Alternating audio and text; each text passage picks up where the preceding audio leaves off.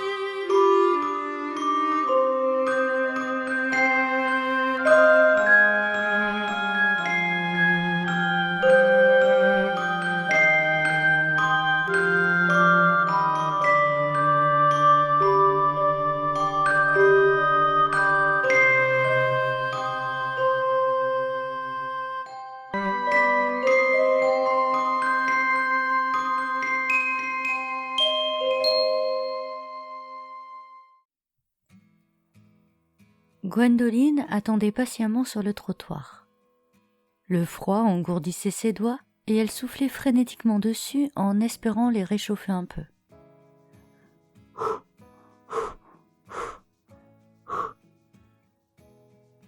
Elle s'en voulait. Elle était partie sans avoir pensé au froid mordant de décembre, et ses gants attendaient patiemment sur le rebord de sa table de cuisine. « Mais quelle idiote !» pesta-t-elle. Elle attendait patiemment, mais ça commençait à faire long. Elle jeta un coup d'œil à son téléphone. 23 minutes qu'elle était là, immobile, au milieu de la foule. Enfin, la vieille femme sortit de chez elle et appuya sur le bouton à côté de son portail. Dans un même élan, un « Waouh !» parcourut la foule. Les guirlandes lumineuses, les rennes colorées, le Père Noël gonflable, tout apparut en un clignement d'œil. Gwendoline ressentit un immense bonheur lui gonfler le cœur. Elle attendait cet instant chaque année avec impatience. La maison de la vieille dame, la maison illuminée, la seule de son quartier à garder la magie de Noël pour les habitants de la ville. Cette année, Gwendoline était entrée au sein du comité des fêtes pour illuminer sa ville au moment de Noël. Ça faisait 5 ans déjà que plus aucun décor n'était installé ici, et elle manquait cruellement de cette fameuse magie dans le cœur. Elle s'était battue bec et ongles avec les représentants de la mairie pour ne serait-ce qu'installer un pauvre sapin dépressif sur la place principale et quelques guirlandes le long de la grande avenue. Elle avait fait des pieds et des mains pour trouver des fournisseurs au prix acceptable, mais très peu avaient répondu présent. La période des fêtes était surtout une période commerciale, fructueuse pour eux. Impossible donc d'avoir des décorations à prix bradé. C'est alors qu'elle allait renoncer à sa mission qu'une parfaite inconnue franchit les portes de son bureau. « Bonjour, c'est ici que l'on recherche des illuminations de Noël ?» Gwendoline sursauta sur sa chaise. « Oui, tout à fait. » « Eh bien, surnommez-moi la sauveuse. J'ai tout un stock pour ravir les petits et les grands. » L'inconnu se présenta sous le nom de Cassiopée. Comme la constellation ? Eh oui, mes parents ignoraient alors que je me tournerais vers les lumières. Mais ils ont fait un bon choix finalement. Elle s'installa au bureau de Gwendoline et ce fut un coup de foudre amical. Toutes deux travaillèrent pendant près de 10 jours sans s'arrêter, dormant peu, mangeant mal, sillonnant les routes du département à la recherche de nouvelles ampoules ou bric-à-brac de seconde main. Mais nous étions à présent le 18 décembre et Gwendoline pouvait admirer l'ensemble de son travail. D'abord, la maison de la vieille dame.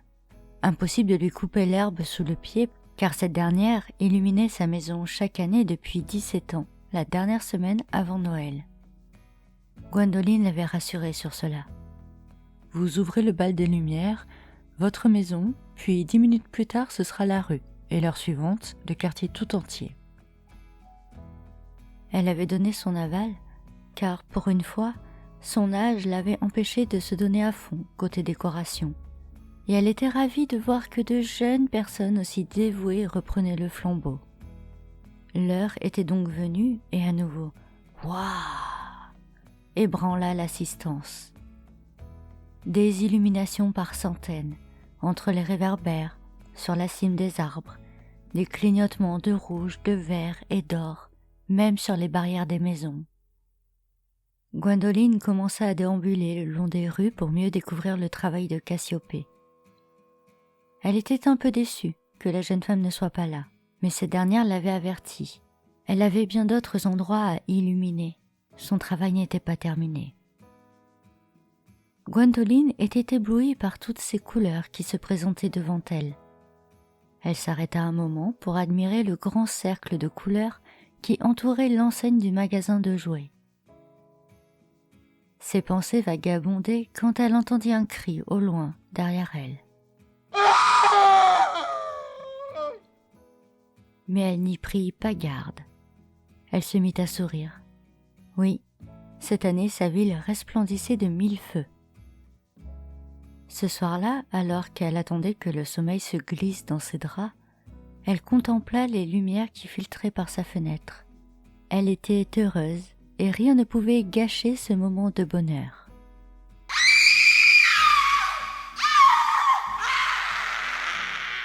Elle bondit hors de son lit, réveillée par les échos des cris. Sortant en toute hâte de sa maison, elle découvrit une scène d'horreur dans la rue. De nombreuses personnes étaient suspendues dans les airs, soulevées et maintenues par les guirlandes lumineuses. Des dizaines de corps d'adultes et d'enfants, les pieds à plusieurs mètres du sol. Gwendoline fut prise de panique. Qu'était-il arrivé? Elle se jeta sur sa paire de bottes et courut dans les rues. Paniquée, elle découvrit dans chacune d'elles de nouveaux cadavres flottants. Flottants? Non, pas tout à fait. Ils semblaient tous accrochés, tels des pantins désarticulés au bout des guirlandes. Elle arriva, en soufflant, devant le magasin de jouets et tomba à genoux dans la rue. Le cercle était à présent tapissé de sang et de matière fécale. Sur la plus grande partie de ce dernier, un intestin semblait le recouvrir. Un corps éventré reposait tête contre le sol devant la porte du magasin.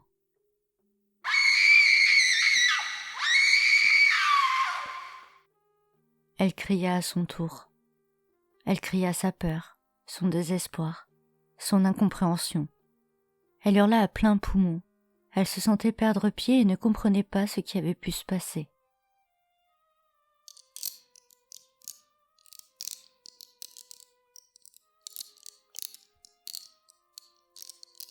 Elle capta sur sa droite un bruit reconnaissable pour tous ceux qui aimaient les lumières. Le bruit d'une guirlande à ampoules qu'on démêle. Elle tourna la tête et vit avec horreur l'une des grosses guirlandes descendre le long du lampadaire à ses côtés. Tel un serpent à sonnette, avec le cliquetis de ses ampoules, elle se dirigea vers Gwendoline. La jeune femme se redressa et courut. Elle courut vite, le plus vite qu'elle pouvait, et n'osait pas s'arrêter. Elle voyait tout autour d'elle des dizaines de guirlandes s'échapper des arbres, des toits, des lampadaires et des barrières. Elle voyait des Pères Noël et des reines se mettre en marche, tous dans sa direction. Elle courut, même si ses poumons brûlants sous l'effort semblaient vouloir sortir de sa poitrine. Elle courut, même si le souffle lui venait à manquer et si les battements de son cœur lui explosaient les oreilles. Elle courut jusqu'à tomber alors que sa vision se troublait. Elle ne réagit pas lorsqu'une guirlande lui enserra le bras. Elle ne réagit pas non plus lorsque la corne acérée d'un renne en bois lui déchira les entrailles.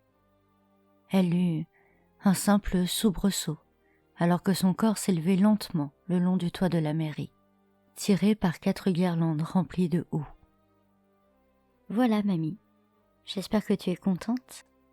Cassiopée prenait un thé bien chaud face à une vieille dame. « Oh oui, tu as eu une merveilleuse idée, ma chérie. Je suis ravie. Non mais pour qui elle se prenait, celle-là? Me voler la vedette? Tu as vraiment bien fait d'acheter ces décorations maudites. »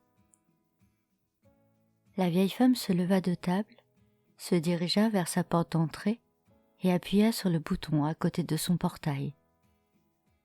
Voilà, maintenant tout est parfait. Ma maison est et restera la seule illumination de la ville. Comme toujours.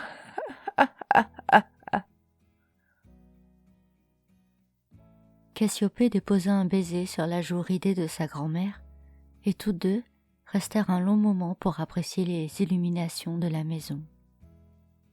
Lentement, derrière elle, se balançaient les dizaines de corps de certains habitants.